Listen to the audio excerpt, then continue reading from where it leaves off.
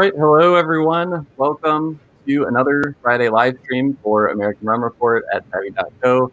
I'm Will Hookinga here today with Jordan Cotton and John Hayes from Cotton Reed Distillery in Washington, D.C., which was the first rum-focused operation to open up D.C., I believe, in 2016. Doing a lot of interesting things, which I'm excited to get into in a few minutes. But want to say thanks to both of you guys for taking the time out of your Friday to hang out with us for an hour or so and show us a little bit about what you do up there. Thank you. Yeah, thanks a lot. Yeah, so I was just mentioning before we went live, it's kind of funny. Without even realizing I was doing this, including this live stream, the past three, we've had kind of like a streak of distilleries that are either in DC or not too far. So we had Thrasher's Rum, which is right in DC. Then we had Miscellaneous Distillery, which is in Mount Airy, Maryland, about an hour outside DC. Today we have you guys. So a lot of interesting, kind of rum stuff being made in that area. And we're seeing a few people popping in the chat from those areas. I see Justin Owens from Thrashers is here. So and on that note, if you're watching, feel free to say hello. Let us know where you're tuning in from in the chat box to the right. Also, at the bottom of the screen, there's an Ask a Question button that makes it easy. If you have a question at any point during the presentation, just put it in there. If you see me looking over here like this, that's just me looking for questions. And last but not least, please invite your friends to join us. There's a share button that makes that easy. I also see, Graham Hamblett, who's the distiller at 3 of Strong up in Maine, is here today. We've got John Atkins down there in Virginia, doing a lot of interesting stuff to promote rum community down there.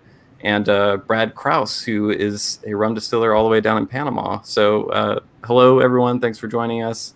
And on that note, guys, let's talk about Cotton Reed and rum. So I think kind of the best place to start is just what do each of your tell people about kind of what each of your roles are and what those look like on a day-to-day basis. Jordan, if you want to take the lead on that, feel free to jump in.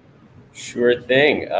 Thanks for tuning in, everybody. So I am one of the co-founders and the CEO of Cotton Reed. So in terms of my day-to-day roles, I wear 1,000 tiny hats. This year in particular, I've been mostly focused on all of the seemingly one-time unpredictable things that we need to deal with. So this year, been pretty focused on building out new bar areas, launching our PX Dark Rum, all the PR packaging, TTP stuff that goes into that all that stuff. All fun stuff, I've heard. Yeah, be in my purview. Let's see, been doing all kinds of stuff. We recently took over a new warehouse next door to us, so that's been keeping me pretty busy as well, rolling out that new space. So I kind of think of my job as trying to make sure everybody else has what they need to do their job. So that takes on a lot of different qualities, basically, depending on what's going on. So. And where are you guys kind of situated in DC? Like what area, kind of what is that part of DC like?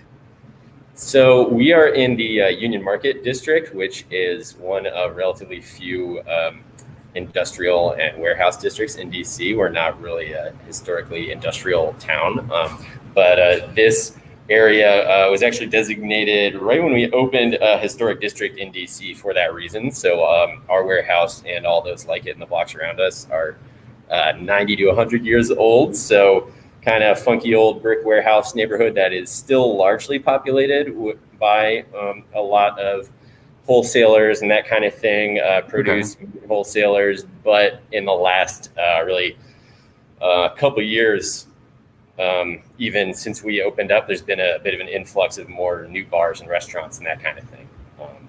So yeah, it's kind of a funky little neighborhood, but we're right off of the Metro Red Line and that kind of thing, near a bunch of big apartment buildings. So it's kind of a balance of we've got the right zoning over here to open Right. up a manufacturing facility and kind of center of gravity for transport access and like residents nearby to come to our bar. So Very cool.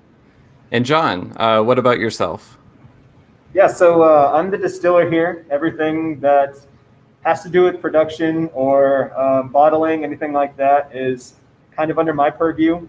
Um, I start off with fermentation through distillation, and then all of the processing involved to make our core product as well as our special releases, and then seeing through that to bottling and making sure that our distributor gets whatever they need. Awesome. And I know prior to this, I was just finding out that, before you were at Cotton Reed, you were actually in where I live down here in Nashville working at Greenbrier, right? Which is making whiskey, I'm guessing. Yep, that's where I got my start. Yeah. So this is kind of your first real foray into rum production? Absolutely. Awesome. And was that part of the appeal of going to Cotton and Reed, I would imagine, like, wanting to kind of transition into rum? Absolutely. It was really interesting. And they had a position that was available, something to do full time. And yeah, rum is really cool. And I've enjoyed getting to learn a lot more about it and produce it at the same time. It's been great. Awesome. So Jordan, I know you and your co-founder Reed Walker were working as contractors for NASA, I believe, when you decided to start the distillery. So I always love to hear, how did you go from what you were doing before to arriving at that decision? Okay, I want to start a distillery, and then what led you to specifically focus on rum? Yeah, so Reed and I were working at the same company, working for NASA, as well as a bunch of other space industry entities. So worked for a lot of like satellite manufacturers, satellite operators, launch services providers, kind of the whole range of space organizations. Okay.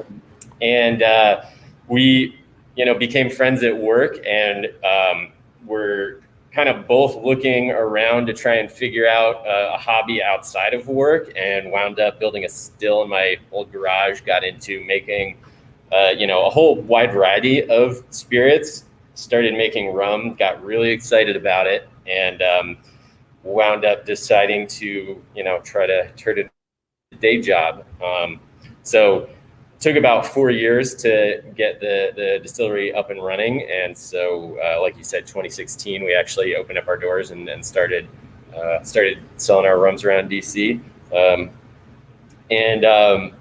Yeah, I think the things that excited us about rum, not only is it, as a consumer of rum, a really exciting category because there is so much variety and flavor and complexity to explore, but as a producer, excited because we felt like we could come up with, some new, exciting, fun recipes that weren't going to be too constrained by, strict TTB standards of identity that you might find in some other categories. Sure. And we felt, given that the American rum category is still relatively small, relatively new, if we came in there with some new ideas, we could really come up with some stuff that hadn't been done before. So that the opportunity to do something really new is part of what got us really excited about the rum category.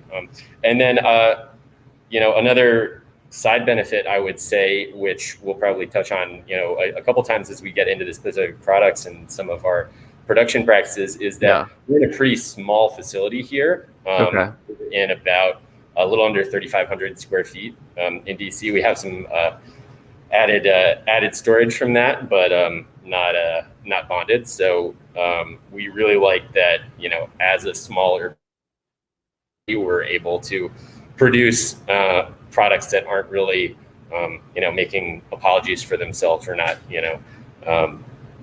we're producing white rum that we're really happy with, that we can, produce on age in a pretty small footprint. You don't have to be like, sorry that this hasn't, been aged yet. Yeah, exactly. So yeah. And when you decided to start the distillery, so it sounds like you guys were kind of, workshopping some stuff on your own with a homemade still.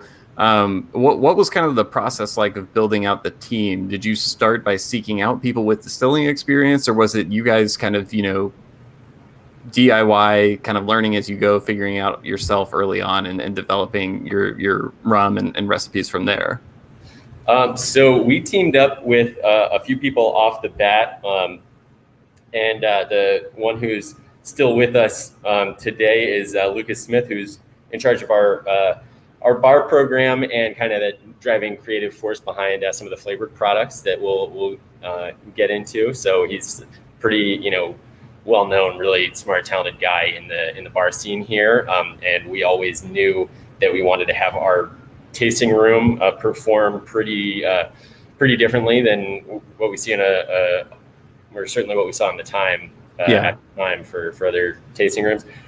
So having him on board, a great head for flavors and talented bar guy, we knew we wanted that off the bat. And on the production side, we brought on some people who did not have full-scale, professional distilling experience. So we've kind of gone through a few iterations of how the staffing works there. We've done a lot of it ourselves over time, but I think we're really happy now, having gone through a few different iterations of how we structure the team and the production side of things, with basically admitting where that we kind of can't do everything. If we get really talented, smart, ambitious guy like John to just focus on distilling, the products, the company better off than if we're trying to do everything with me and Reed, basically. So yeah, it's interesting when you were bringing up, you said his name was Lucas, right? Yep. The guy you brought in early on. Yeah. It's interesting because the way you were describing kind of having someone with that bar experience and, being able to have input into the products and make them, be suited for really unique applications in the bar world, reminded me a lot of thrashers like Todd Thrasher coming in with, with the big bar background as well, which is your fellow DC Rum Distillery up there. So interesting seeing, that kind of level of expertise, at kind of the core of both distilleries there. Mm-hmm. So when you were getting started, one thing I'm always interested to ask American rum producers is, how did you go about figuring out what style you wanted to make? Because I think that's one of the unique things about the category is there isn't kind of a foundational expected distinctive rum style attributed to the mainland United States, like you would find, in Barbados or Jamaica, where you have diversity in all the producers on those islands. But if you're a rum consumer, you go to those rum categories with a certain expectation of like an overall kind of stylistic flavor profile. That's not as much present in the U.S. quite yet, because rum is just now kind of starting to be made here in the mainland again. So what was that process like for you guys of developing, okay, this is the kind of style we want to make, and how would you describe that style that you produce there? Yeah, great question. So I would say we have, our style has evolved quite a bit over the 4 years since we opened, and certainly since we were experimenting before we actually opened our doors. But it's all been kind of guided by the idea that we want to try and just come up with our own style, because like you said, there's not a DC style rum. So that gives us the opportunity to kind of experiment, see what we like, try some new stuff. So from the beginning, we've been fermenting with 2 different yeast strains, and we'll wind up building a very different character from each of those yeast strains, and then wind up basically blending those together into our white rum and our other products. And part of the rationale there is that because we're selling a young white rum, and that winds up being the base spirit for the flavored spice products that we'll get to later, we want to build complexity in there from day one. So we that's been kind of a constant for us. We've changed up a bunch what our sugar inputs are. So we started off, we were using a bunch of crystallized raw sugar, as well as 2 different kinds of molasses, and we were doing some weird stuff with caramel. And we have moved away from that into using a blend of 2 different molasses types. John will get more into the deets there in a little bit. But essentially, we've wanted to build a kind of unique style of rum that draws on some of what we like in the flavor of a variety of other different styles. We like, a little bit of grassiness and some fruitiness, but kind of light body. So it's, daiquiri mojitoable, very versatile cocktail-based spirit for our white rum. So we've drawn on a lot of different influences to kind of come up with our own weird thing, I guess. Yeah, and you touched on several aspects of your rum that I want to drill down a little deeper into, but I think we'd be best suited to do that while kind of going through the process of how it's made, which was next on my agenda. So I'd love if you guys could just kind of walk us through, your typical production process from fermentation to bottling. And as you said, my understanding is the base you create for your white rum is the input for all the other products. So, we'll talk through the production process of this, and then we're going to talk through kind of the different products you develop off of that process as well. But yeah, I'd love just, start at the beginning and take us through what you do. Yeah, so our process starts with the blended molasses, like Jordan was saying. We have a 75% cane syrup blend, 25% blackstrap. That's sourced from a blend of Brazilian and Louisiana molasses. So are you using cane syrup and molasses then? Am I understanding that correctly? We buy it as the blend, yes. Okay, got it. Yeah, so we bring that in as a blend, and then fermentation weeks really start with us kind of warming up that molasses. We kind of set it aside, let it warm up to warmer than room temperature, and then we take 6,000 pounds of it, dump it into one of our fermenters, add hot water to it and to bring it to temp. And then our ferments go, then we split off in a 3-to-1 ratio between our larger fermenter. You can see over there, the blue stripe on it.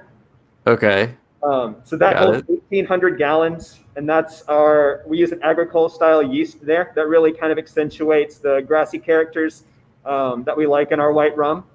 And then that smaller round fermenter kind of right over Jordan's shoulder is a 500-gallon fermenter that we use a tropical Chenin Blanc style yeast in.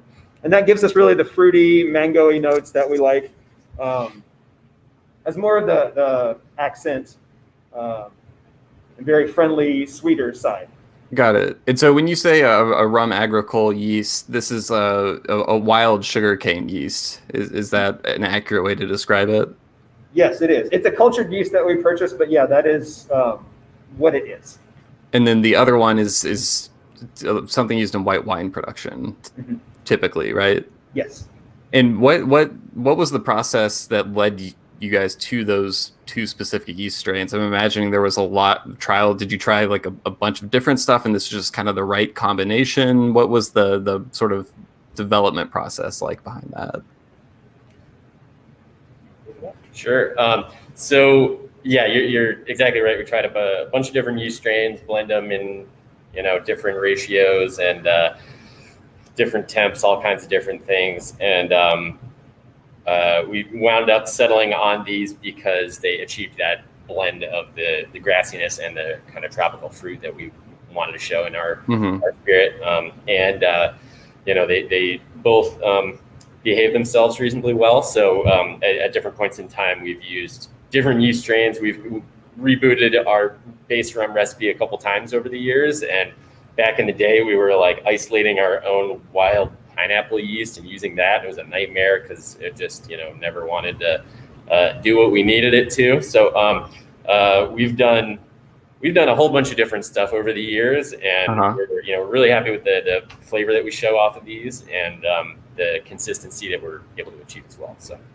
Yeah, it's one of the first things when I was kind of looking at y'all's rum that stood out to me was doing 2 separate fermentations, 2 different yeast strains.